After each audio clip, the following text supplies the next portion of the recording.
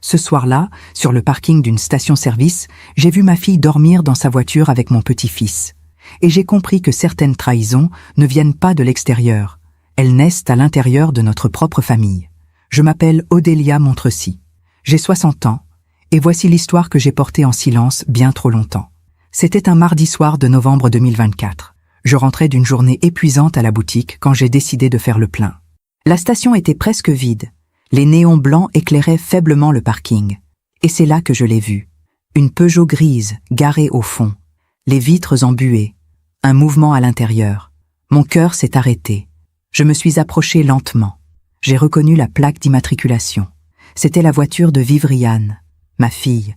J'ai frappé doucement à la vitre. Elle a sursauté. Ses yeux étaient rouges, gonflés. Dans ses bras, Césaire dormait, enroulé dans une couverture de voyage. Elle a ouvert la portière. « Maman ?»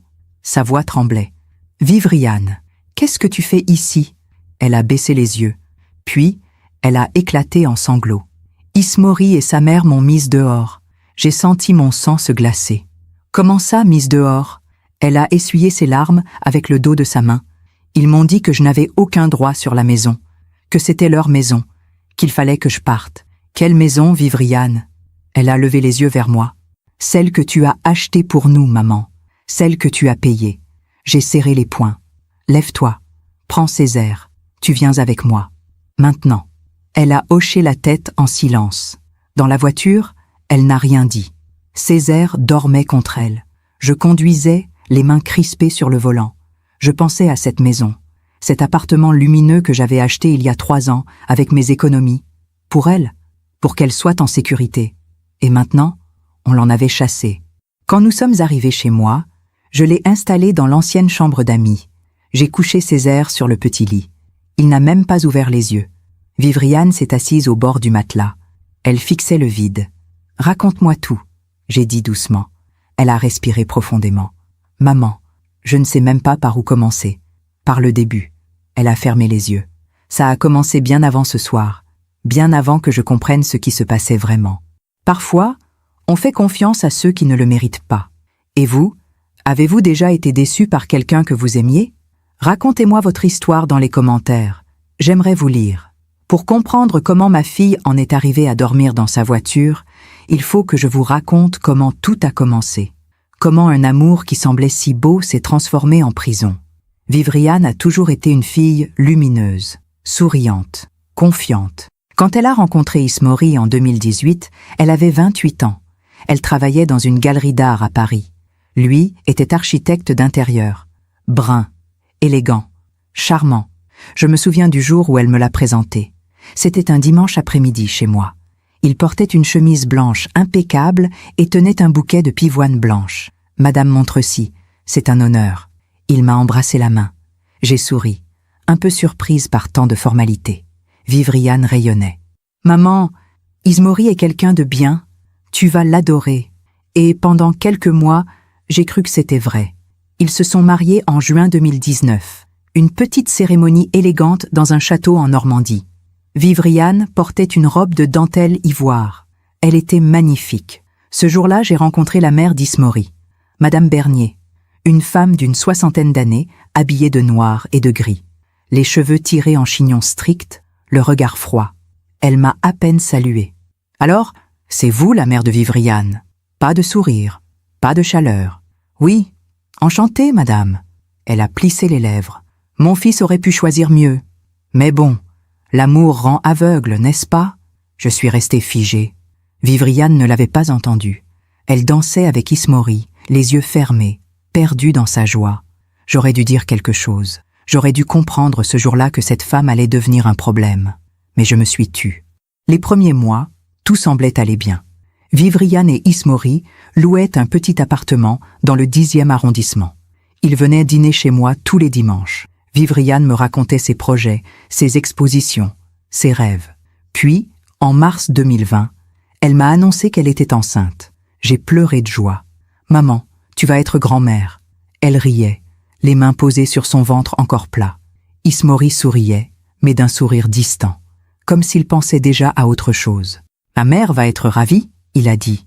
Vivriane a froncé les sourcils. « Tu lui as déjà dit ?»« Oui. Ce matin, elle voulait être la première à savoir. Quelque chose dans sa voix m'a gênée. Mais Vivriane a ri, légère. Bien sûr, c'est normal. Moi, je n'ai rien dit. Césaire est né en novembre 2020. Un petit garçon aux yeux noirs et aux cheveux bouclés. Vivriane était épuisée mais heureuse. Je suis restée avec elle pendant les premières semaines. Je l'aidais la nuit, je cuisinais, je m'occupais de tout. Ismori travaillait beaucoup. Il rentrait tard. Parfois, il ne rentrait pas du tout. Il a des projets importants, Vivriane me disait. C'est normal. Mais je voyais ses yeux fatigués, ses mains qui tremblaient quand elle berçait Césaire. Et puis, un soir, Madame Bernier a débarqué, sans prévenir. Elle a ouvert la porte avec ses propres clés. Ismori m'a donné un double, pour que je puisse venir quand je veux. Vivriane était en pyjama, les cheveux défaits. Césaire pleurait dans ses bras. Madame Bernier, je n'étais pas au courant. La vieille femme a posé son sac sur la table. Appelez-moi maman. Nous sommes une famille maintenant.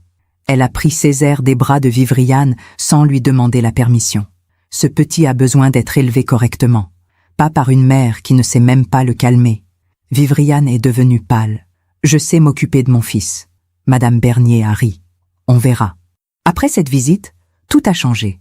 Madame Bernier venait 3, 4 fois par semaine. Elle critiquait tout. La façon dont Vivriane habillait Césaire, la nourriture qu'elle lui donnait, les horaires de sommeil. Dans ma famille, on n'élève pas les enfants comme ça. Vivriane essayait de résister. Mais Ismori ne disait rien.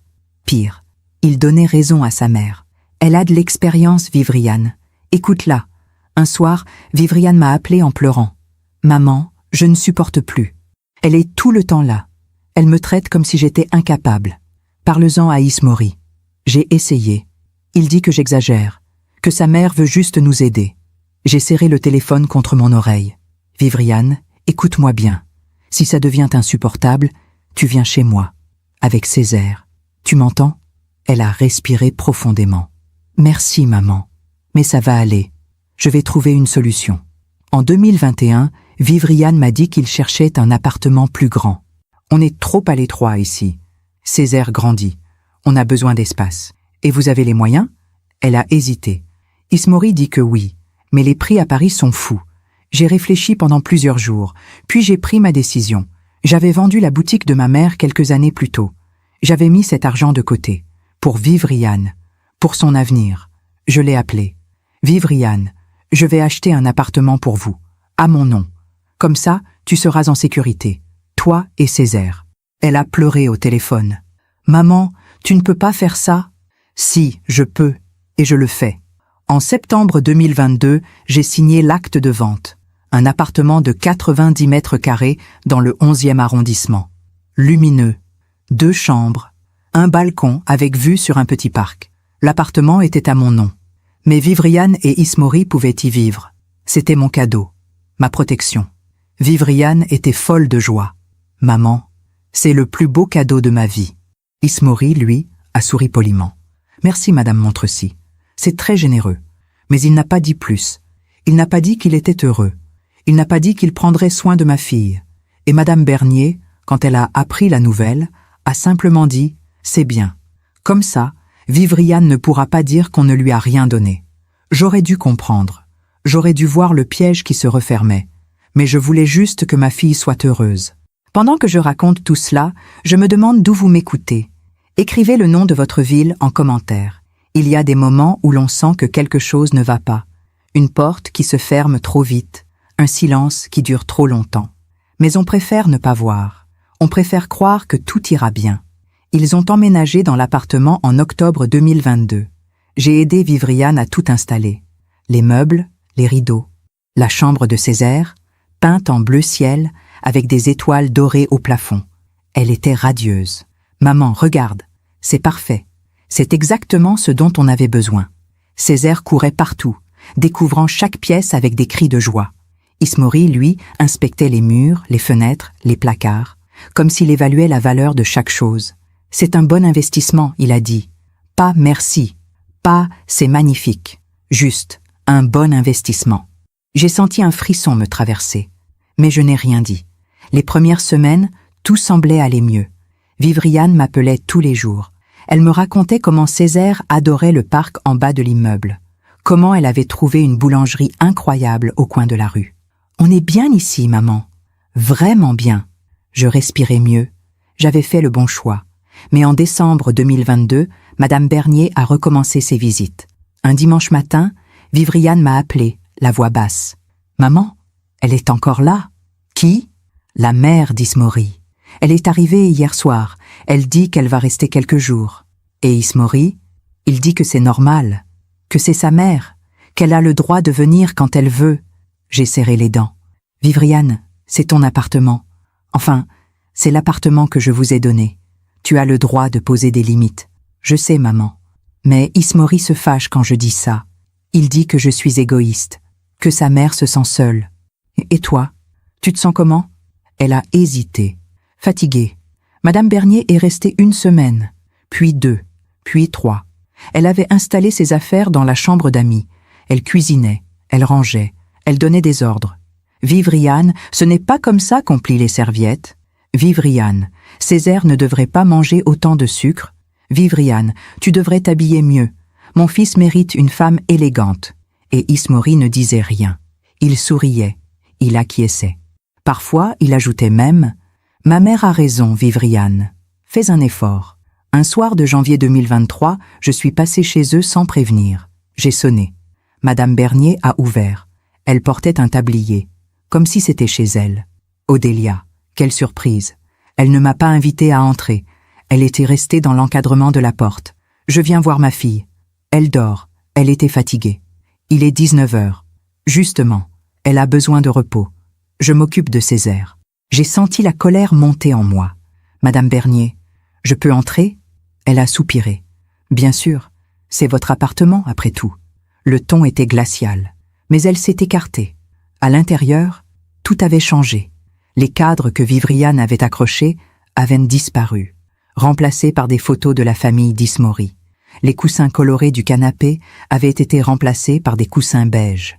Même l'odeur avait changé. Ce n'était plus le parfum de Vivriane. C'était une odeur de lavande âcre. Où est Vivriane ? Dans sa chambre. J'ai traversé le salon. Césaire jouait par terre avec des cubes en bois. Il m'a souri. « Mamie !» Je l'ai embrassée. Puis je suis allé frapper à la porte de la chambre. « Vivriane ?» Pas de réponse. J'ai ouvert doucement. Elle était allongée sur le lit, le dos tourné vers la porte. Elle ne dormait pas. Je le savais. Je voyais ses épaules trembler. « Vivriane, ma chérie. » Elle s'est retournée. Ses yeux étaient rouges, gonflés. « Maman !» Elle s'est effondrée dans mes bras. Je n'en peux plus. Elle est partout. Elle critique tout. Elle me traite comme si j'étais une invitée dans mon propre appartement. Et Ismori, il ne voit rien, ou il ne veut rien voir. J'ai caressé ses cheveux. Écoute-moi bien. Cet appartement est à moi. Juridiquement, c'est moi qui décide. Si tu veux, je peux lui demander de partir. Vivriane a secoué la tête. Non, maman. Ça va rendre les choses encore pires. Ismori va me détester. Mais toi, tu es en train de te perdre. Elle a essuyé ses larmes. Je vais tenir. Je vais trouver une solution. Promis. Madame Bernier est restée 4 mois. 4 mois pendant lesquels Vivriane s'est effacée petit à petit. Elle ne sortait plus. Elle ne riait plus. Elle ne me téléphonait presque plus. Quand je venais, elle souriait.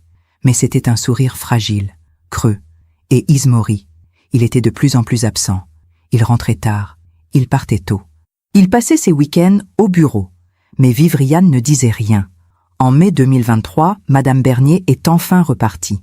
Vivriane a appelé, soulagée. « Maman, elle est partie. Elle a dit qu'elle devait s'occuper de ses propres affaires. Et comment tu te sens ? » « Mieux, vraiment mieux. Je vais pouvoir respirer. » Mais ce répit n'a pas duré. En juillet 2023, Ismori a commencé à changer. Il devenait froid, distant, irritable. Un soir, Vivriane m'a raconté une scène qui m'a glacée. Il dînait. Césaire mangeait sagement. Vivriane avait préparé un gratin de légumes. Ismori a goûté. Il a repoussé son assiette. « C'est infect ?» Vivriane a levé les yeux, surprise. « Pardon ? Ce que tu cuisines ? C'est infect ? Ma mère cuisine 1000 fois mieux que toi. » Ismori, Tu ne sais rien faire correctement, Vivriane. Rien. Elle est restée figée. Césaire la regardait, les yeux écarquillés. Ismori s'est levé. Il a pris son téléphone. « Je vais manger ailleurs. » Et il est parti. Vivriane est restée seule avec Césaire. Elle a souri à son fils pour ne pas pleurer devant lui. « C'est pas grave, mon cœur, on va manger tous les deux. » Mais cette nuit-là, elle a pleuré pendant des heures. Les mois ont passé. L'automne 2023, l'hiver, le printemps 2024. Ismori devenait de plus en plus méprisant, de plus en plus absent. Il ne touchait plus Vivriane. Il ne lui parlait presque plus. Et Madame Bernier revenait, régulièrement, comme une ombre. Elle apportait des plats cuisinés. Pour Ismori, elle critiquait Vivriane devant Césaire. « Ton papa mérite mieux, tu sais. Une vraie femme, pas une incapable. » Vivriane encaissait, en silence. Un jour d'été 2024, je suis allée la voir. Elle avait maigri. Ses cheveux étaient ternes, ses yeux vides. « Vivriane, ça ne peut pas continuer comme ça. » Elle a souri faiblement. « Je sais, maman, mais je ne peux pas partir. Césaire a besoin de son père. Son père ne le regarde même plus. Il va changer. Je le sais. Il m'aimait avant. Il va redevenir comme avant. J'ai pris ses mains dans les miennes. Ma chérie, l'amour ne devrait jamais te détruire. » Elle a baissé les yeux. Je sais, mais elle n'a rien fait. Et puis, en octobre 2024, tout a basculé. Madame Bernier est revenue, avec ses valises. « Je vais rester ici. Mon fils a besoin de moi. » Vivriane a essayé de protester. « Madame Bernier, je ne pense pas que ce soit une bonne idée. » La vieille femme a posé ses valises dans l'entrée. « Ce n'est pas à toi de décider. C'est mon fils qui décide. Et il est d'accord. » Ismori est arrivé derrière elle. « Oui, Vivriane. Ma mère reste. Et si ça ne te plaît pas, tu sais où est la porte. » Vivriane est devenue pâle. « Ismori, c'est notre maison. » Il a ri, un rire froid. « Notre maison? Tu crois vraiment que c'est ta maison ?» Il s'est approché d'elle. « Cette maison appartient à ta mère, pas à toi. Tu n'es qu'une invitée ici. Et les invités, on peut les mettre dehors quand on veut. » Vivriane a reculé, tremblante. Madame Bernier souriait. Et moi, je n'étais pas là pour la protéger. Il y a des moments où l'on se réveille et où l'on réalise que la vie qu'on croyait vivre n'existe plus. Que tout ce qu'on a construit s'est effondré pendant qu'on fermait les yeux. Novembre 2024 est arrivé comme un coup de massue. Vivriane m'appelait de moins en moins. Quand je venais la voir, elle était toujours occupée, toujours fatiguée. « Ça va, maman, tout va bien. » Mais je voyais ses mains trembler, je voyais ses yeux fuyants, et je voyais Madame Bernier installée dans le salon comme une reine sur son trône. Un mardi matin, début novembre, j'ai reçu un appel de la maîtresse de Césaire. « Madame Montrecy, je suis désolée de vous déranger. C'est au sujet de Césaire. Mon cœur s'est serré. Il lui est arrivé quelque chose? Non, non. Mais il a été très perturbé ces derniers jours. Il pleure beaucoup. Il dit que sa maman est triste. Et ce matin, quand je lui ai demandé s'il avait bien mangé, il m'a dit qu'il n'y avait plus rien à manger à la maison. J'ai senti mon sang se glacer. Comment ça? Plus rien. Je ne sais pas, madame. Mais j'ai pensé qu'il fallait vous prévenir. J'ai raccroché. J'ai attrapé mon manteau. J'ai pris ma voiture. 20 minutes plus tard, j'étais devant l'immeuble.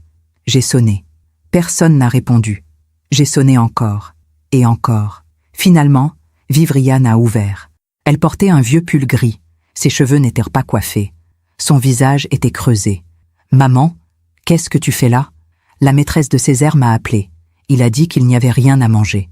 Vivriane a baissé les yeux. « C'est un malentendu. »« Vivriane, laisse-moi entrer. » Elle a hésité, puis elle s'est écartée. À l'intérieur, c'était pire que ce que j'avais imaginé. Le salon était en désordre. Des vêtements traînaient partout. Des assiettes sales s'empilaient sur la table basse. Madame Bernier était assise dans le canapé, une tasse de thé à la main. Elle regardait la télévision. Elle ne m'a même pas saluée. Je suis allée directement dans la cuisine. Le frigo était presque vide. Une bouteille de lait entamée. Un reste de fromage. Quelques yaourts périmés. Les placards? Vides. Vivriane. Il n'y a rien ici. Elle est entrée derrière moi, les bras croisés. Je sais. Ismori ne me donne plus d'argent pour les courses. Comment ça, il ne te donne plus d'argent? Il dit qu'il n'a plus les moyens, que je dois me débrouiller. Mais il travaille, il gagne bien sa vie. Elle a haussé les épaules. Il dit que tout son argent passe dans les factures, que je coûte trop cher. J'ai serré les poings. Et sa mère? Elle ne mange pas, peut-être? Vivriane a souri tristement. Elle apporte ses propres courses, pour elle et Ismori, pas pour moi. Et Césaire? Parfois, elle lui donne un peu. Parfois non. J'ai senti la rage exploser en moi. Je suis retournée dans le salon. Madame Bernier sirotait son thé tranquillement. « Madame Bernier, on peut parler ?» Elle a levé les yeux vers moi, l'air ennuyé. « De quoi ?»« De ma petite fille et de mon petit-fils, qui n'ont rien à manger. » Elle a haussé les épaules. « Ce n'est pas mon problème. Vivriane devrait travailler si elle veut manger. Elle s'occupe de Césaire. Justement, elle ne fait rien d'autre. Elle pourrait au moins être utile. » J'ai respiré profondément pour ne pas hurler. « Cet appartement appartient à ma famille. Vous êtes ici en invité. Vous n'avez pas à décider de quoi que ce soit. » Elle a posé sa tasse. Elle s'est levée lentement. « Cet appartement ? Mon fils y habite. Et tant qu'il y habite, j'ai le droit d'y être. Si Vivriane n'est pas contente, elle peut partir. C'est vous qui allez partir. » Elle a ri. « Vous croyez vraiment que mon fils va me choisir, elle, plutôt que moi ? Pauvre femme. » Ce soir-là, j'ai emmené Vivriane et Césaire dîner chez moi. J'ai rempli le frigo, j'ai cuisiné. J'ai donné de l'argent à Vivriane. « Maman, je ne peux pas accepter. »« Si, tu peux, et tu vas le prendre. » Elle a pleuré. Je ne sais pas comment j'en suis arrivée là. Je ne sais pas comment j'ai pu laisser ça arriver. Ce n'est pas ta faute, ma chérie. Tu as été manipulée. Mais j'aurais dû voir. J'aurais dû partir avant. Il n'est jamais trop tard. Elle a secoué la tête. Si, maman. C'est trop tard. Je n'ai nulle part où aller. Je n'ai pas d'argent. Je n'ai rien. Tu as moi. Les jours suivants, j'ai essayé de parler à Ismori. Je l'ai appelé. Il n'a pas répondu. Je lui ai envoyé des messages. Il ne les a pas lus. Finalement, je suis retournée à l'appartement un samedi matin. Il était là, habillé élégamment, prêt à sortir. « Ismori, il faut qu'on parle. » Il a soupiré. « Je n'ai pas le temps. »« Tu vas prendre le temps. » Il a croisé les bras. « Qu'est-ce que vous voulez ? Je veux que tu traites ma fille avec respect. Je veux que tu lui donnes de l'argent pour nourrir ton fils. Je veux que ta mère parte. » Il a ri. Un rire méprisant. « Vous n'avez rien à exiger ici. Cet appartement est à moi. » Et alors ? Vivriane y habite. Pas vous. Vous n'avez aucun droit. J'ai tous les droits. C'est moi la propriétaire. Il s'est approché de moi. Son regard était glacial. Écoutez-moi bien, Madame Montrecy. Ma mère reste. Et si Vivriane n'est pas contente, elle n'a qu'à dégager. Personne ne la retient. Tu es en train de la détruire. Elle se détruit toute seule. Elle est faible, incapable, pathétique. J'ai senti mes mains trembler. Tu ne mérites pas ma fille. Il a haussé les épaules. Peut-être. Mais elle ne mérite rien du tout. Et il est parti. Mi-novembre, les choses ont empiré. Madame Bernier a commencé à faire des travaux dans l'appartement. Elle a changé les serrures. Pour plus de sécurité, elle a dit. Vivriane n'avait plus les clés. Elle devait sonner pour entrer chez elle. Elle devait demander la permission pour sortir avec Césaire. Elle devait rendre des comptes sur tout. Où tu vas ? Avec qui ? Pourquoi tu rentres si tard ? Vivriane n'était plus chez elle. Elle était prisonnière. Un soir de fin novembre, elle m'a appelée. Sa voix était brisée. « Maman, je crois qu'ils veulent me mettre dehors. »« Comment ça ? » Madame Bernier a dit que l'appartement était trop petit pour nous tous, qu'il fallait que quelqu'un parte, et Ismori a dit que c'était moi. « Vivriane, viens chez moi. Maintenant. » Je ne peux pas. Césaire dort. Et Ismori a pris mes affaires. Quelles affaires ? Mes papiers, mon passeport, ma carte d'identité. Il dit qu'il les garde en sécurité. J'ai fermé les yeux. Vivriane, tu te rends compte de ce qui se passe ? Elle a pleuré. Oui, maman. Oui. Le lendemain matin, j'ai pris rendez-vous avec un avocat. Maître Durand. Un homme dans la cinquantaine, strict mais juste. Je lui ai tout raconté. L'appartement, les manipulations, l'isolement. Il a pris des notes en silence. Madame Montrecy, la situation est claire. Cet appartement vous appartient. Vous avez tous les droits. Vous pouvez demander l'expulsion de toute personne qui y réside sans votre accord. Même mon gendre, même votre gendre. Si vous n'avez pas signé de bail, il n'a aucun droit légal. Et ma fille ? Votre fille peut rester ou partir, mais elle doit porter plainte pour abandon, violence psychologique et séquestration de documents. Elle ne voudra jamais. Alors, il faut la convaincre. J'ai essayé, pendant des jours, mais Vivriane refusait. Je ne peux pas faire ça, maman. C'est le père de Césaire. Il ne se comporte pas comme un père. Mais un jour, peut-être... Non, Vivriane. Il ne changera pas. Les gens comme lui ne changent jamais. Et puis, ce soir de novembre 2024, J'ai reçu le coup de fil qui a tout changé. Un numéro inconnu. Madame Montrecy? Oui, c'est la police. Nous avons trouvé votre fille et votre petit-fils dans une station-service. Ils dormaient dans la voiture. Votre fille nous a donné votre numéro. Mon cœur s'est arrêté. Où sont-ils?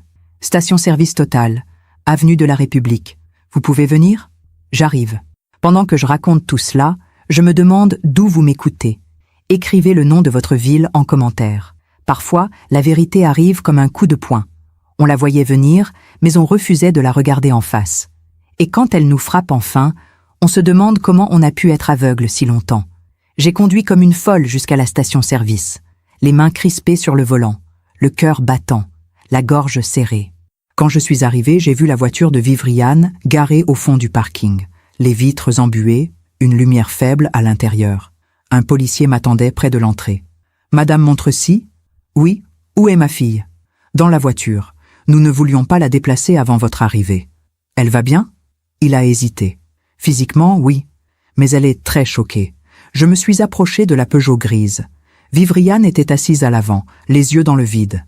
Césaire dormait sur le siège arrière, enroulé dans une couverture de voyage. J'ai frappé doucement à la vitre. Elle a sursauté, puis elle m'a vu. Ses yeux se sont remplis de larmes.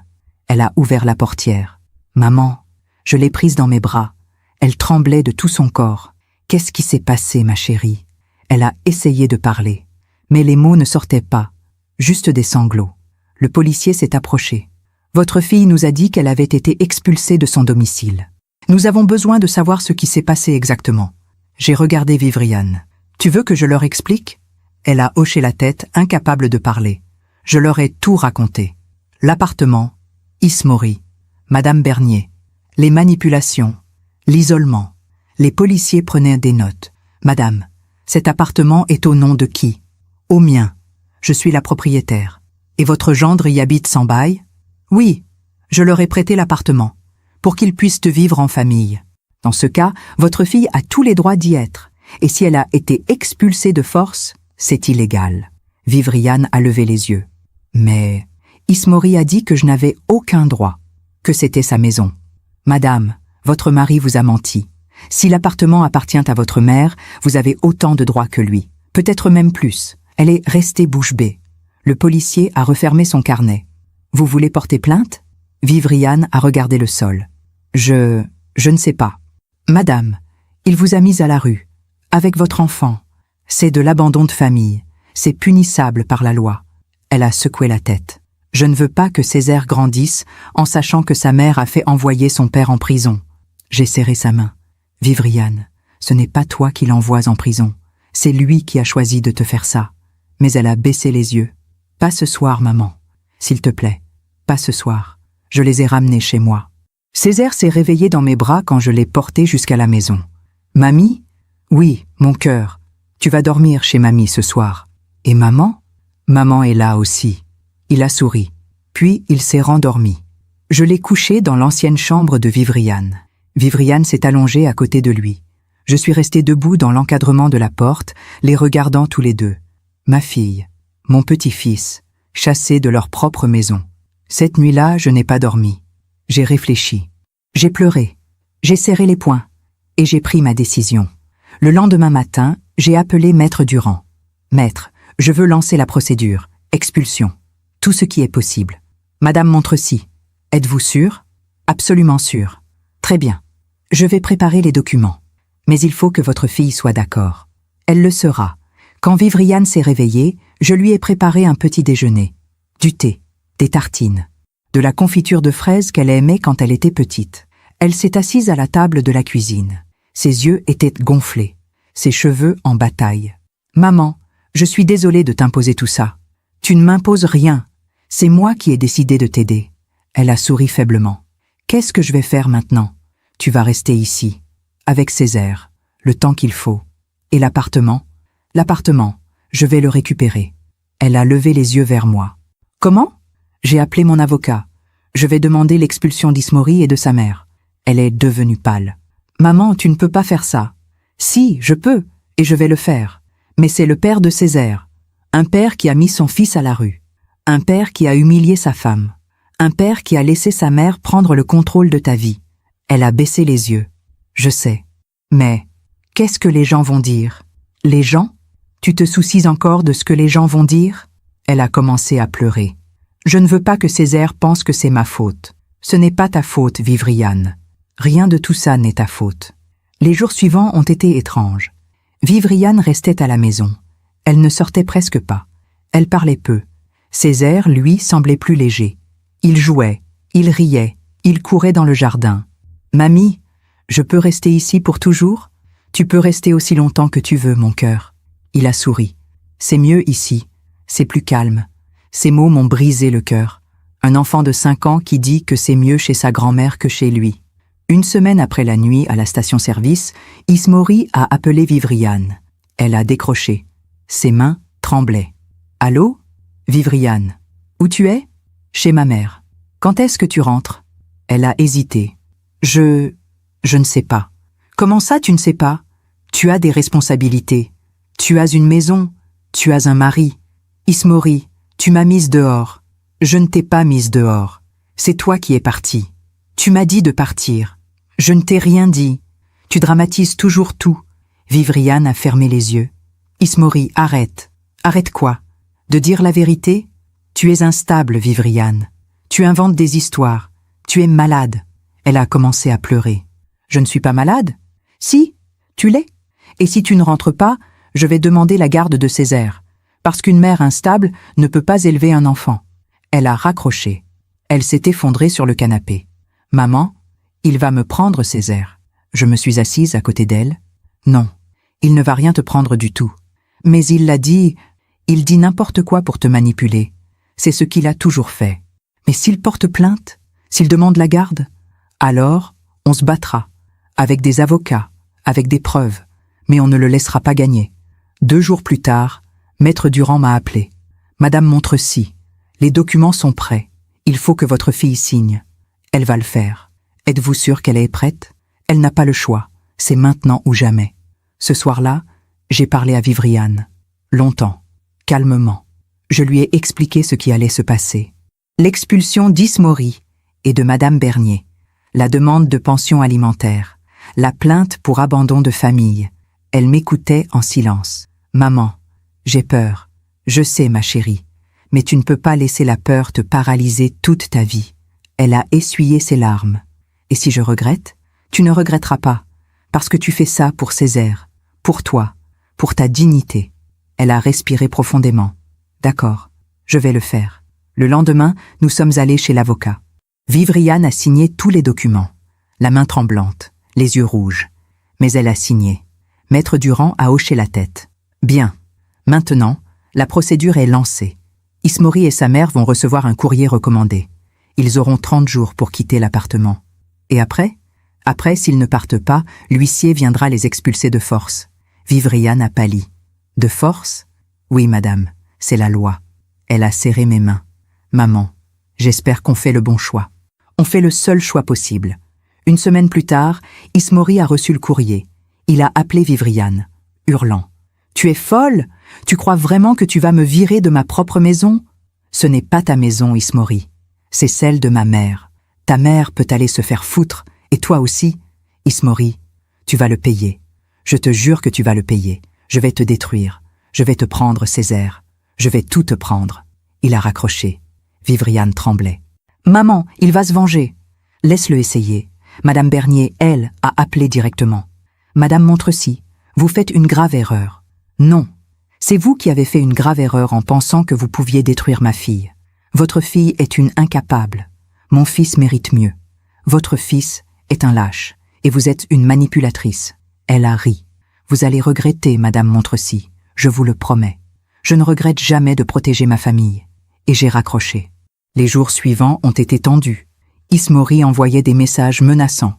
Madame Bernier appelait à toute heure. Mais nous tenions bon. Vivriane reprenait des forces. Petit à petit. Elle sortait. Elle souriait. Elle jouait avec Césaire. Et moi, je préparais la suite. Parce que je savais que la vraie bataille ne faisait que commencer. Je me demande encore si j'ai fait le bon choix.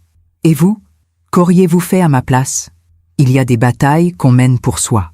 Et il y a celles qu'on mène pour protéger ceux qu'on aime. Ces batailles-là, on ne les abandonne jamais. Décembre 2025 est arrivé avec le froid et la neige. Vivriane et Césaire vivaient chez moi depuis 3 semaines maintenant. L'appartement s'était transformé. Il y avait des jouets partout, des rires, de la vie. Césaire allait mieux. Il parlait plus. Il dormait mieux. Un matin, alors qu'il déjeunait, il m'a dit « Mamie, je peux rester ici pour toujours ? Tu peux rester aussi longtemps que tu veux, mon cœur. Même quand je serai grand ?» J'ai souri. « Même quand tu seras grand. » Il a hoché la tête, satisfait. Vivriane le regardait depuis la porte de la cuisine.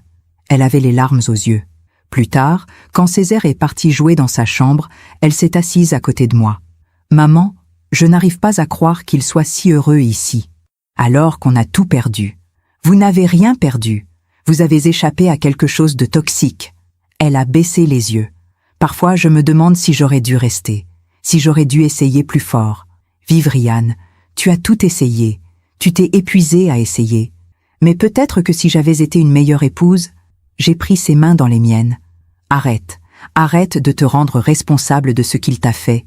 Tu étais une bonne épouse, une bonne mère. C'est lui qui a choisi de te détruire. Elle a essuyé ses larmes. Merci, maman. Le 10 décembre, nous avons reçu un appel de Maître Durand. Madame Montrecy, j'ai une mauvaise nouvelle. Mon cœur s'est serré. Quoi? Ismori a engagé un avocat. Il conteste l'expulsion. Il dit qu'il a des droits sur l'appartement. Quels droits? L'appartement est à mon nom. Il prétend avoir participé aux frais de rénovation. Il dit qu'il a investi de l'argent dans le bien.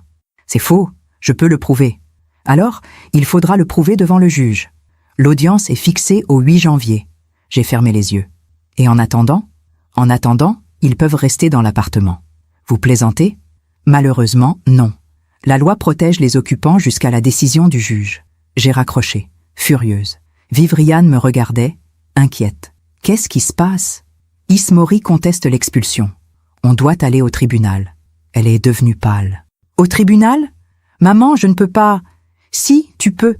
Et tu vas le faire. Parce qu'on ne peut pas les laisser gagner. Les jours suivants, j'ai rassemblé toutes les preuves possibles.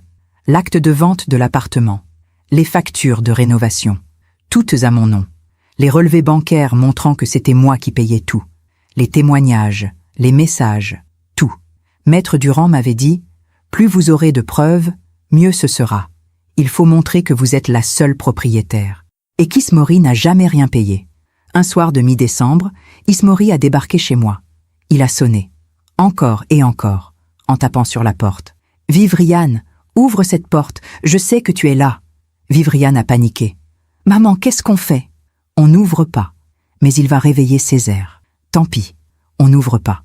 Ismori a continué à frapper. « Vivriane, si tu n'ouvres pas, je défonce cette porte. » J'ai pris mon téléphone, j'ai appelé la police. « Allô, mon gendre est devant chez moi. Il menace de défoncer ma porte. Nous envoyons une patrouille. » 5 minutes plus tard, une voiture de police est arrivée. 2 agents sont sortis. Ils ont parlé à Ismori. Je ne pouvais pas entendre ce qu'il disait, mais je voyais Ismori gesticuler, crier. Finalement, les policiers l'ont emmené, pas arrêté, juste éloigné. L'un des agents a sonné chez moi. « Madame, tout va bien ?»« Oui, merci. Votre gendre dit qu'il veut voir son fils. Il peut le voir, mais pas comme ça. Pas en débarquant à n'importe quelle heure, en menaçant de défoncer ma porte. Vous avez raison. Nous lui avons demandé de partir. S'il revient, appelez-nous. Merci. » Quand les policiers sont partis, Vivriane s'est effondrée sur le canapé. « Maman, ça ne finira jamais. » « Si, ça finira. Le 8 janvier. Noël 2025 est arrivé. J'ai tout fait pour que ce soit un beau Noël. Pour Césaire. Pour Vivriane.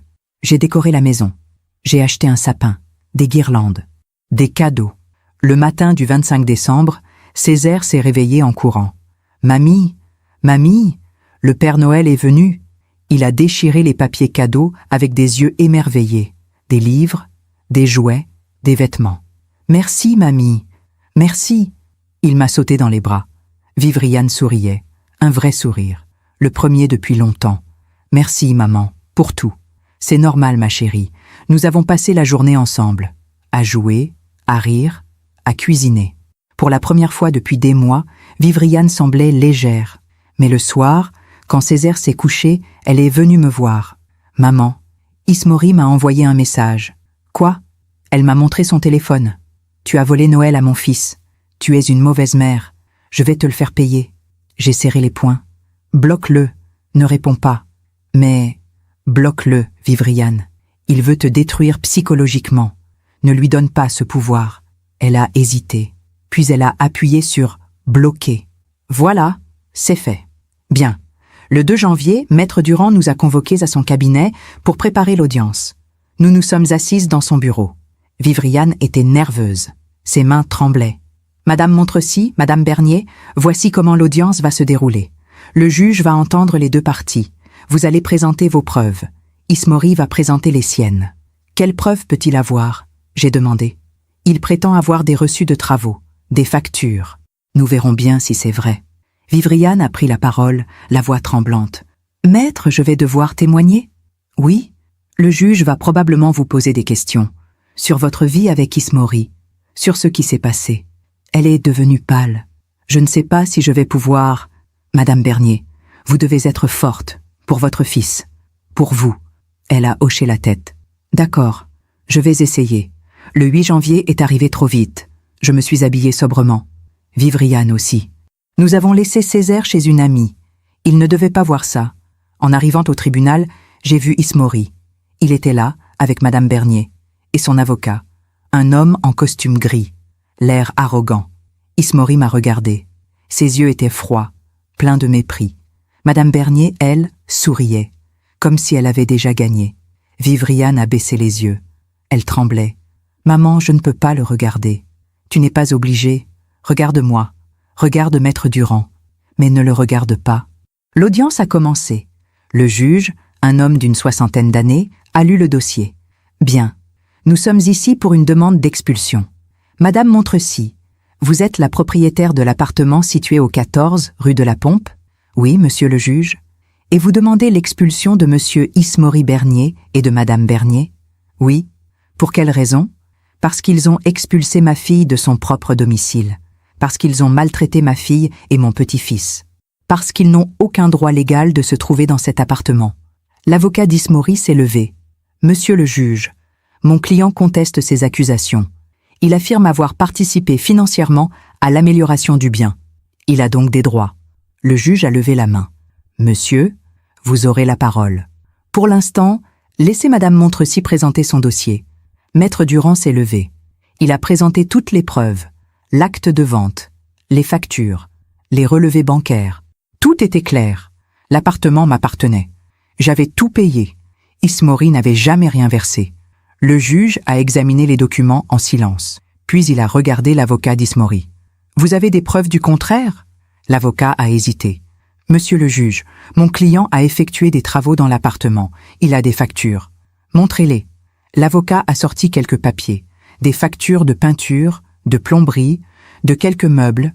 Le juge les a examinées. « Ces factures datent de quand ? » De 2023 et 2024. Et pour quel montant total ? Environ 3 000 €.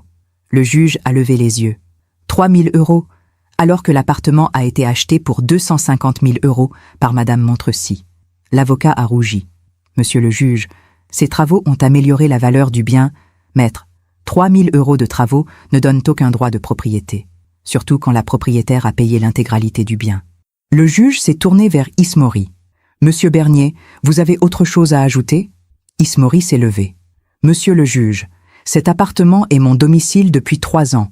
Ma femme m'a abandonné. Elle a pris mon fils. Et maintenant, sa mère veut me mettre à la rue. Le juge l'a regardé froidement. Votre femme vous a abandonné ?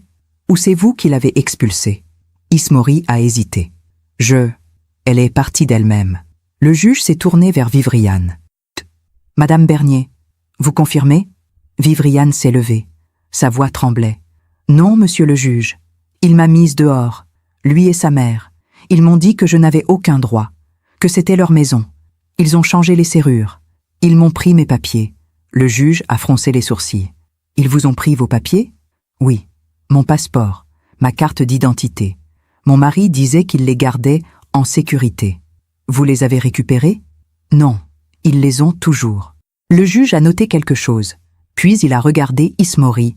Monsieur Bernier, vous détenez les papiers d'identité de votre épouse ? Ismori est devenu rouge. C'était pour éviter qu'elle ne les perde. Monsieur, retenir les papiers d'identité de quelqu'un est illégal. C'est une forme de séquestration. L'avocat d'Ismori a essayé d'intervenir. Monsieur le juge, mon client... Maître, taisez-vous. Le juge a refermé le dossier. J'ai assez entendu. Je vais rendre ma décision. Nous avons attendu dans le couloir. Vivriane était pâle. Elle ne disait rien. Madame Bernier nous regardait de loin. Elle souriait toujours. Ismori, lui, fumait dehors.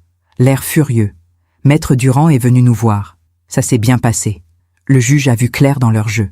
Vous pensez qu'on va gagner? J'en suis certain. 20 minutes plus tard, nous avons été rappelés dans la salle. Le juge s'est levé.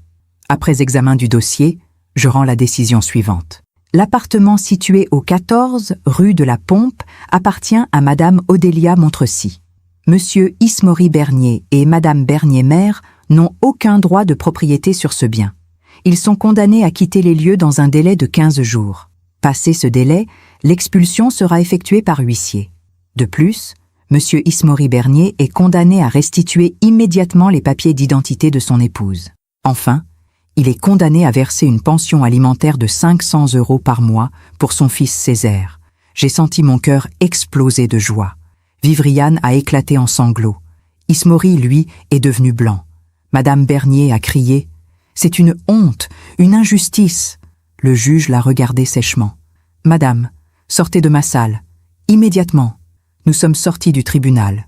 Vivriane pleurait, mais c'était des larmes de soulagement. « Maman, on a gagné, on a gagné. »« Oui, ma chérie, on a gagné. » Maître Durand nous a serrés dans ses bras. « Félicitations, mesdames, la justice a été rendue.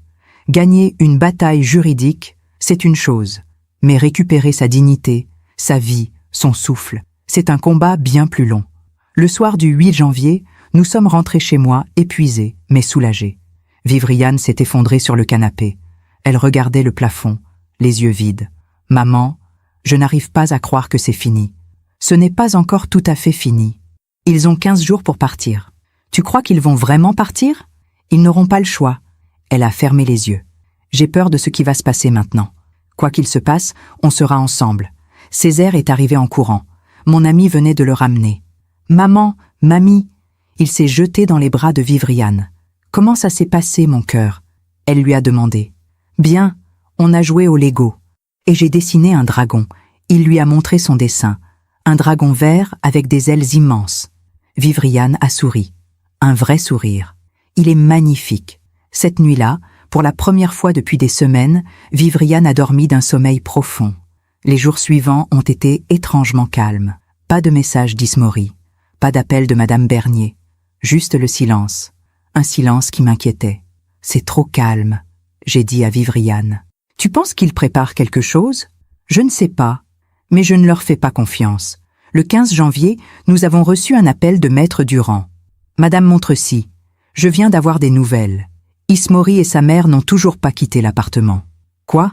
Ils refusent de partir. Ils disent qu'ils vont faire appel. Mais le délai est dépassé. »« Oui, c'est pour ça que nous allons demander l'intervention de l'huissier. »« Quand ? » ?»« Le 20 janvier. » J'ai raccroché, furieuse. Vivriane me regardait, inquiète. « Qu'est-ce qui se passe ? » Ils ne sont pas partis. Elle est devenue pâle. Je le savais. Je savais qu'ils ne partiraient pas. L'huissier va venir les expulser. De force, s'il le faut. Maman, je ne veux pas être là quand ça arrivera. Tu n'y seras pas. Mais moi, si. Le 20 janvier au matin, je me suis rendu à l'appartement avec Maître Durand et l'huissier.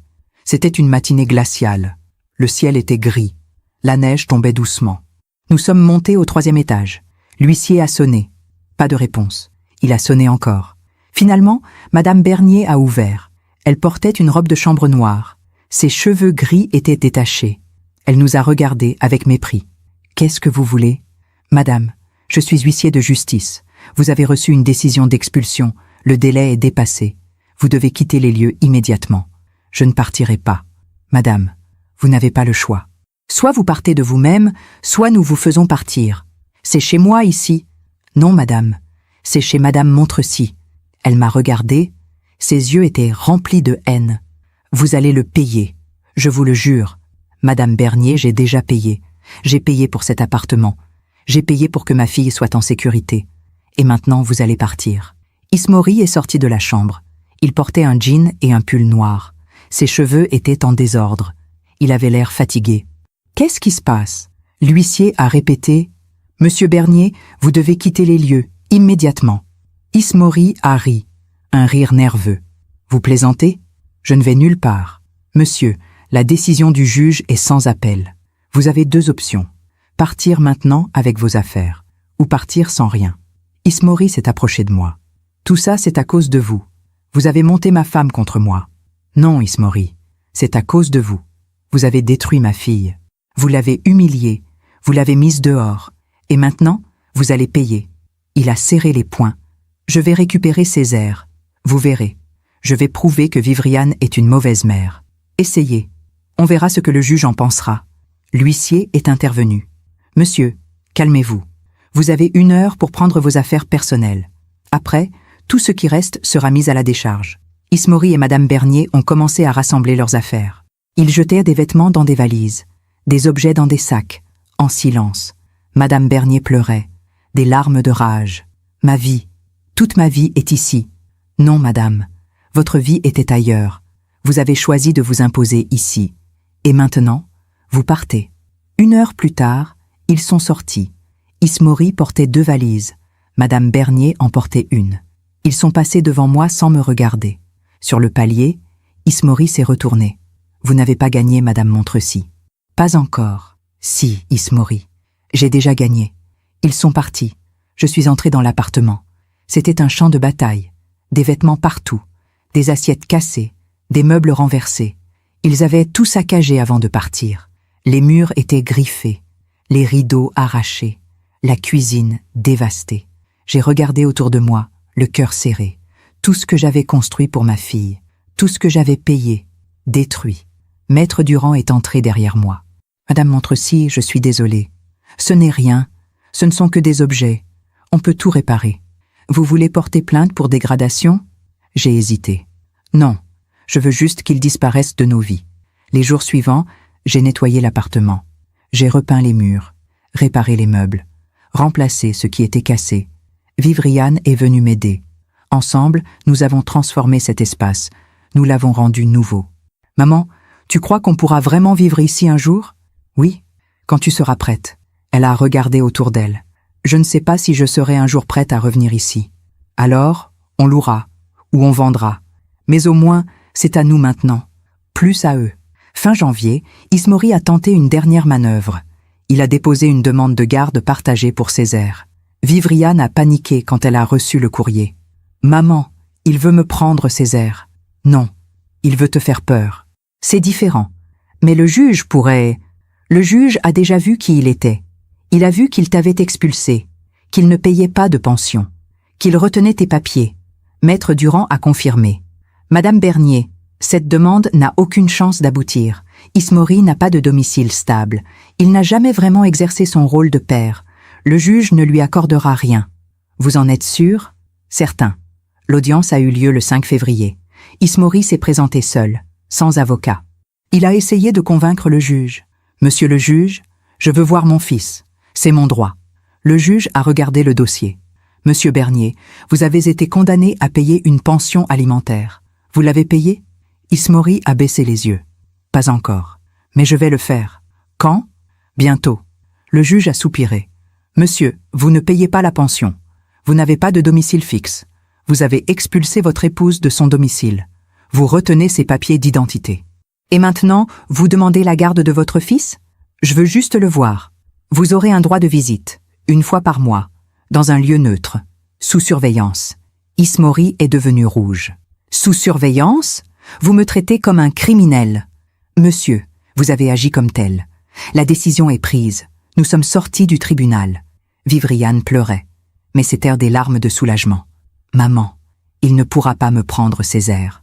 Non, jamais. » Elle m'a serré dans ses bras. « Merci, pour tout. Tu n'as pas à me remercier, c'est ce que font les mères. » Mi-février, Vivriane a commencé à aller mieux.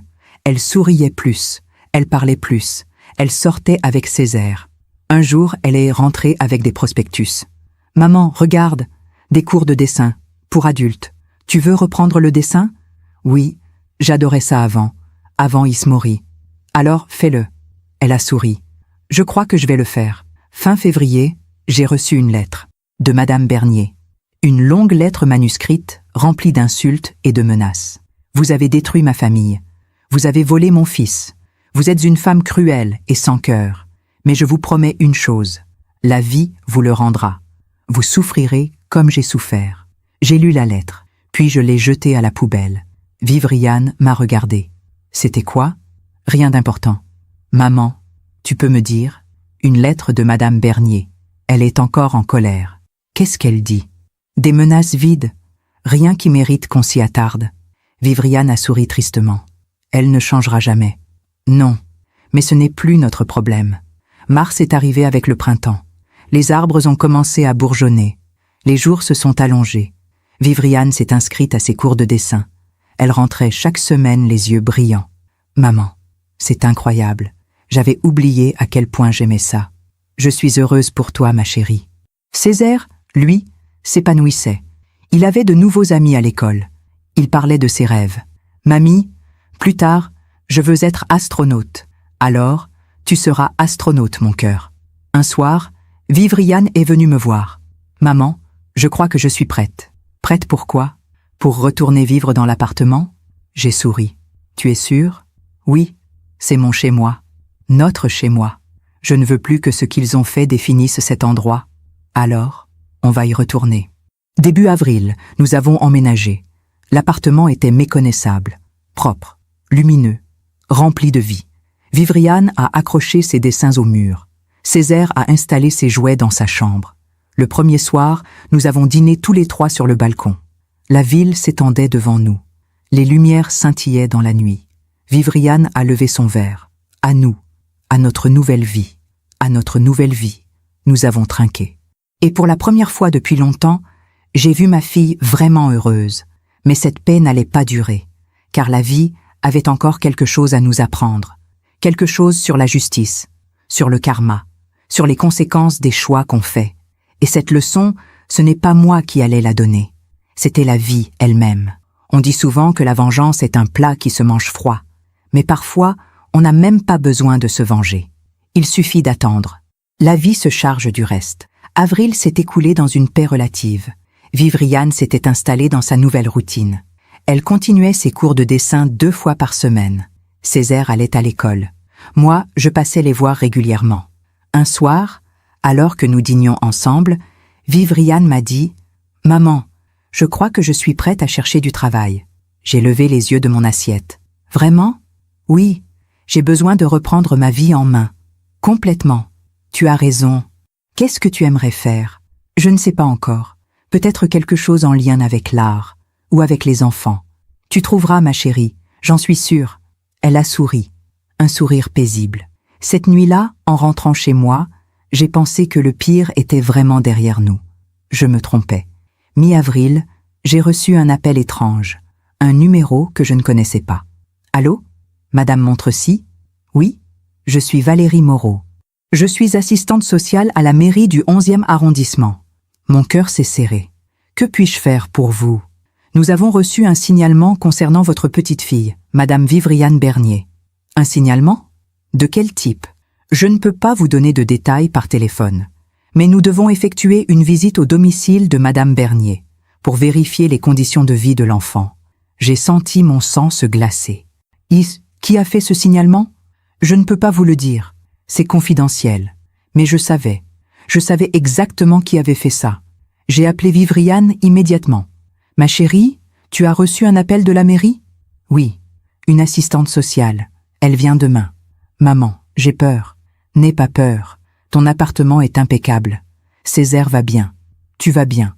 Ils ne trouveront rien. » Mais qui a pu faire un signalement? Je pense qu'on sait toutes les deux qui a fait ça. Elle a expiré longuement. Ismori. Ou sa mère. Ou les deux. Maman, qu'est-ce que je vais faire? Tu vas les recevoir calmement. Tu vas leur montrer que tu es une bonne mère. Et je serai là avec toi. Le lendemain, l'assistante sociale est venue. Une femme d'une 40aine d'années, habillée sobrement. Elle avait un regard neutre, professionnel. « Madame Bernier? »« Oui. Je suis Valérie Moreau. Nous nous sommes parlé au téléphone. »« Oui. Entrez. » J'étais là aussi, assise dans le salon. L'assistante sociale a regardé autour d'elle. Elle a inspecté l'appartement, la cuisine, la chambre de Césaire. Tout était propre, rangé, lumineux. Césaire jouait tranquillement avec ses Legos. « Bonjour Césaire », l'assistante sociale lui a dit. « Bonjour madame, tu vas bien ?»« Oui, je construis un château. C'est très joli. » Elle a souri. Puis elle s'est tournée vers Vivriane. « Madame Bernier, le signalement indiquait que votre enfant vivait dans des conditions insalubres, que vous étiez instable, que vous ne pouviez pas vous occuper de lui correctement. » Vivriane est devenue pâle. « C'est faux. Tout ça est faux. Je vois bien que c'est faux. Votre appartement est impeccable. Votre fils va bien. Vous semblez bien vous occuper de lui. Alors, il n'y a pas de problème? Non, je vais classer le dossier. Mais je dois vous dire une chose, Madame Bernier. Les signalements abusifs sont punis par la loi. Si vous savez qui a fait ce signalement, vous pouvez porter plainte. » Vivriane a regardé le sol. « Je sais qui l'a fait, mais je ne veux pas porter plainte. Je veux juste qu'on me laisse tranquille. » L'assistante sociale a hoché la tête. « Je comprends. Mais sachez que vous avez ce droit. » Après son départ, Vivriane s'est effondrée sur le canapé. « Maman, ça ne finira jamais. »« Si, ça va finir. »« Comment ?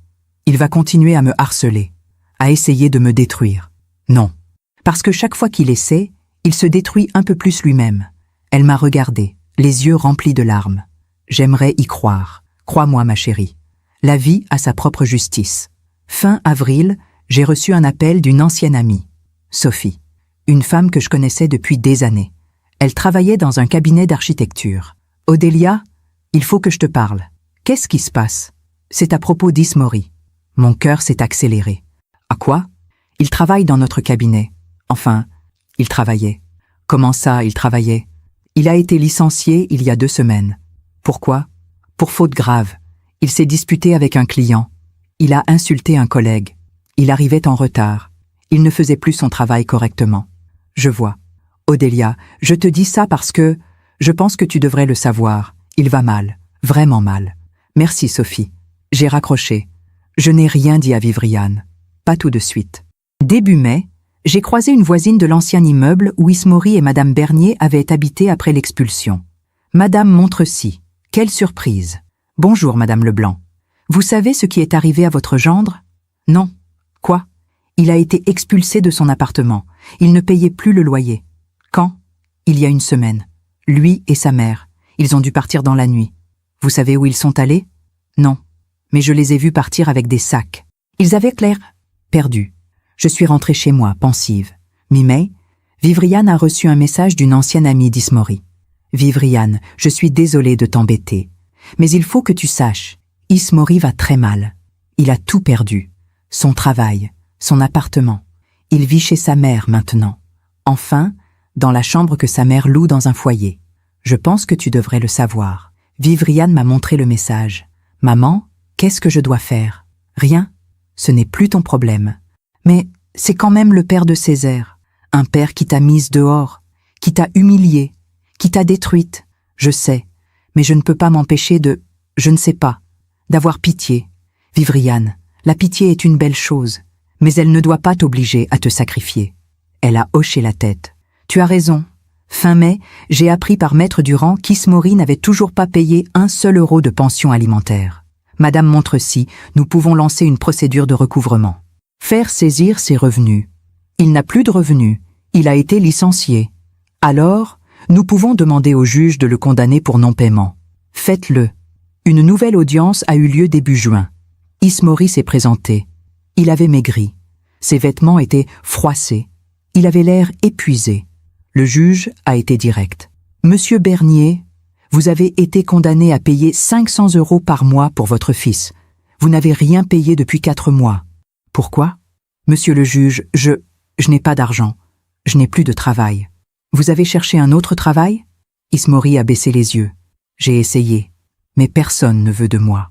Monsieur, votre situation personnelle ne vous exonère pas de vos responsabilités envers votre fils. Vous êtes condamné à payer immédiatement la somme de 2000 €. Si vous ne payez pas, vous serez poursuivi. Ismori est sorti du tribunal, l'air défait.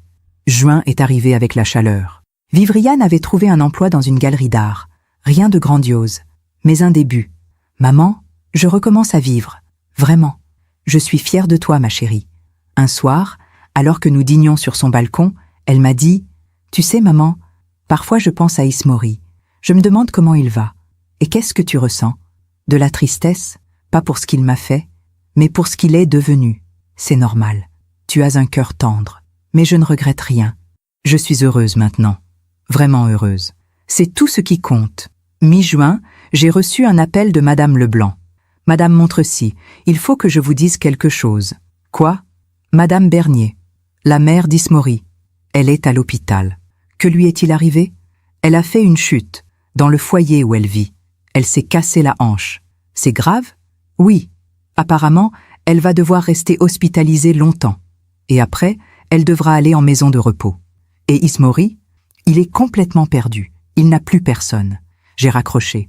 Je n'ai ressenti ni joie, ni tristesse. Juste du vide. Fin juin, Vivriane a reçu un message d'Ismori. Le premier depuis des mois. Vivriane, ma mère est à l'hôpital. Je n'ai personne. Je suis seule. Je sais que je ne mérite pas ton aide. Mais je ne sais plus quoi faire. Vivriane m'a montré le message, les mains tremblantes. Maman, qu'est-ce que je fais? Ce que tu veux. C'est ta décision. Je ne sais pas ce que je veux. Alors, prends le temps d'y réfléchir. Elle a réfléchi pendant 2 jours. Puis elle a répondu. Ismori, je suis désolée pour ta mère, mais je ne peux pas t'aider. Tu m'as détruite.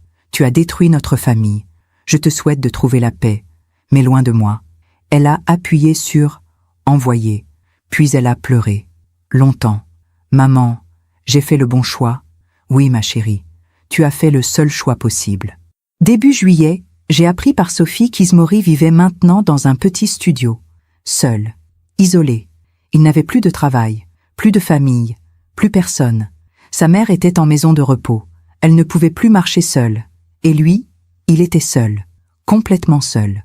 Je n'ai pas ressenti de joie à cette nouvelle, mais j'ai ressenti quelque chose d'autre, une sorte de justice silencieuse, une justice qui n'avait pas besoin de moi pour s'accomplir.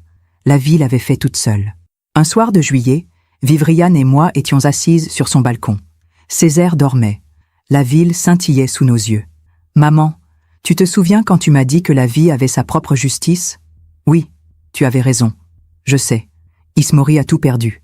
Son travail, sa mère, sa famille. Et moi, j'ai tout retrouvé. Ce n'est pas de la vengeance, ma chérie. C'est juste le karma. » Elle a souri. Oui, le karma. Nous sommes restés là, en silence, regardant les étoiles. Et pour la première fois, j'ai senti que tout était vraiment fini, que la justice avait été rendue, pas par nous, mais par la vie elle-même. On dit que le temps guérit tout, mais parfois, le temps révèle simplement la vérité. Et cette vérité, elle ne se cache jamais longtemps. Août 2025 est arrivé avec une chaleur écrasante. Vivriane travaillait maintenant à temps plein à la galerie. Elle rentrait chaque soir avec des histoires sur les artistes, les expositions, les visiteurs. Maman, je me sens vivante à nouveau.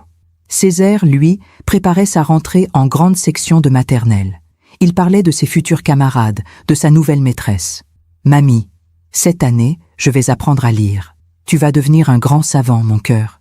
Tout semblait paisible. Mi-août, j'ai reçu un appel de Sophie. Odélia, je voulais te tenir au courant. De quoi? Ismori a quitté Paris. Quand? La semaine dernière. Il est parti dans le sud, chez un cousin apparemment. Et sa mère? Elle est toujours en maison de repos. Il ne va jamais la voir. J'ai raccroché, songeuse. Fin août, Vivriane a reçu un dernier message d'Ismori. Vivriane, je pars. Je quitte Paris. Je ne te dérangerai plus. Dis à Césaire que je l'aime, même si je n'ai pas su le montrer. Vivriane l'a lu, puis elle a effacé le message. C'est fini, maman. Vraiment fini. Oui, ma chérie. C'est fini. Septembre est arrivé avec la rentrée. Césaire a mis son nouveau cartable sur le dos, tout fier. Maman, regarde! Je suis grand maintenant. Vivriane l'a serré dans ses bras. Oui, mon cœur, tu es grand. Ce jour-là, en le regardant partir vers l'école, elle a pleuré. Maman, je n'arrive pas à croire qu'on soit arrivé jusque-là. Tu es arrivée jusque-là, ma chérie. Toi, par ta force. Début octobre, j'ai appris par Madame Leblanc que Madame Bernier avait été transférée dans une maison de repos médicalisée. Elle ne peut plus marcher. Elle ne parle presque plus. C'est triste. Oui, c'est triste. Mais je n'ai rien ressenti d'autre. Cette femme qui avait voulu détruire ma fille avait fini seule, malade, abandonnée par son propre fils. La vie lui avait rendu ce qu'elle avait donné. Mi-octobre, Vivriane m'a dit « Maman, je veux vendre l'appartement. » Pourquoi? Parce que je veux tourner la page complètement. Je veux un nouveau départ, dans un endroit qui n'a aucun souvenir. Tu es sûre? Certaine. Nous avons mis l'appartement en vente. Il a trouvé preneur en 3 semaines. Avec l'argent, Vivriane a acheté un petit appartement dans le 19e arrondissement, près d'un parc, lumineux, calme. C'est parfait, maman. C'est vraiment parfait. Fin novembre, nous avons emménagé. Vivriane a accroché ses nouveaux dessins.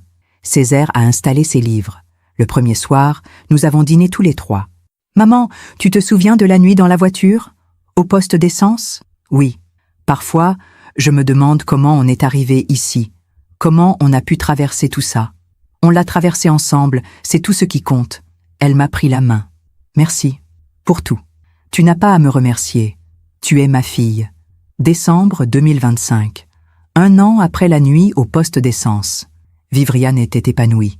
Césaire grandissait heureux. Et moi, j'avais retrouvé ma fille. Ismori était quelque part dans le sud. Seule. Sans personne. Madame Bernier était en maison de repos. Abandonnée. Isolée. Ils avaient tout perdu. Pas parce que nous les avions détruits, mais parce qu'ils s'étaient détruits eux-mêmes. La vie finit toujours par rendre ce qu'on lui donne. Si je devais résumer tout ce que j'ai appris, ce serait ceci. La dignité vaut plus que la paix. Et parfois, protéger ceux qu'on aime signifie se battre pour eux, même quand tout semble perdu. Nous sommes fin décembre 2025. Ce soir, je suis assise dans le salon de Vivriane. Césaire dort dans sa chambre. Vivriane prépare du thé dans la cuisine. Je regarde par la fenêtre. La neige tombe doucement sur Paris. Il y a 1 an, ma fille dormait dans sa voiture avec son fils, chassée de chez elle, brisée, perdue.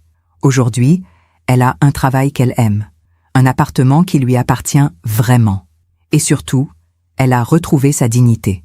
Vivriane revient avec 2 tasses fumantes. « À quoi tu penses, maman? À tout ce chemin parcouru. » Elle s'assoit à côté de moi. « Tu sais, maman, parfois je repense à cette nuit, au poste d'essence. J'avais tellement honte. Tu n'avais pas à avoir honte. Tu n'avais rien fait de mal. Je sais maintenant. Mais à l'époque, je pensais que c'était ma faute, que si j'avais été une meilleure épouse... Arrête, tu as été parfaite. C'est lui qui a choisi de te détruire. » Elle sourit tristement. « J'ai appris quelque chose, maman. On peut aimer quelqu'un et quand même devoir partir. L'amour ne devrait jamais nous détruire. C'est la plus grande leçon de toutes. Nous restons silencieuses un moment. Puis Vivriane me demande « Tu as des nouvelles d'Ismori ?»« Non. Et toi ?»« Non, plus rien depuis septembre. C'est mieux comme ça. Oui, je ne lui souhaite pas de mal, maman. Mais je ne veux plus jamais le voir. Tu n'as pas à te justifier, ma chérie. » Elle pose sa tête sur mon épaule. « Merci d'avoir été là. Merci de ne jamais m'avoir abandonnée. C'est ce que font les mères. On ne lâche jamais. » Le lendemain, c'est le réveillon de Noël. Nous décorons le sapin tous les 3. Césaire accroche les boules avec application. « Mamie, regarde, c'est la plus belle. » « Oui, mon cœur, c'est magnifique. » Le soir, nous dînons. Nous rions, nous chantons. Césaire ouvre ses cadeaux avec des yeux émerveillés. « Maman, mamie, c'est le plus beau Noël de ma vie. » Vivriane le serre dans ses bras, les larmes aux yeux. « Pour moi aussi, mon amour. » Plus tard dans la soirée, quand Césaire dort, Vivriane me dit « Maman, j'ai quelque chose à te dire. »« Quoi ?» ?»« J'ai rencontré quelqu'un. » Mon cœur se serre. « Quelqu'un ?» ?»« Oui, un homme. Il s'appelle Thomas. Il travaille à la galerie. Il est gentil, doux, respectueux. Tu es sûre ? Non, mais je veux essayer. Lentement, sans précipitation. Je lui prends la main. Alors, fais-le. Mais écoute ton cœur. Et si jamais quelque chose ne va pas, pars. N'attends pas. Promis, maman. Aujourd'hui, nous sommes le 30 décembre 2025. Je repense à tout ce que nous avons traversé. À la manipulation, au mensonge, à la douleur, mais aussi à la force, à la dignité, à la reconstruction. Vivriane n'est plus la femme brisée qui dormait dans sa voiture. Elle est une femme forte, indépendante, heureuse. Et Césaire grandit dans un foyer rempli d'amour. Quant à Ismori et Madame Bernier, ils ont reçu ce que la vie leur devait. Pas par vengeance, pas par cruauté. mais simplement parce que la vie finit toujours par rendre ce qu'on lui donne. Si mon histoire peut aider ne serait-ce qu'une femme à ouvrir les yeux, à comprendre qu'elle mérite mieux, qu'elle a le droit de partir, qu'elle a le droit de se battre pour sa dignité, alors tout cela aura eu un sens. Parce qu'au bout du compte, c'est ça l'important. Pas la vengeance, pas la haine, mais la dignité, la force et l'amour. Merci de m'avoir écouté jusqu'au bout. Si cette histoire a touché votre cœur, abonnez-vous et activez la cloche pour entendre d'autres femmes qui ont transformé la douleur en sagesse. Chaque jour, une femme, une leçon de vie. Partagez cette histoire avec quelqu'un que vous aimez. Parfois, une histoire change toute une journée. Que Dieu vous bénisse et à très bientôt.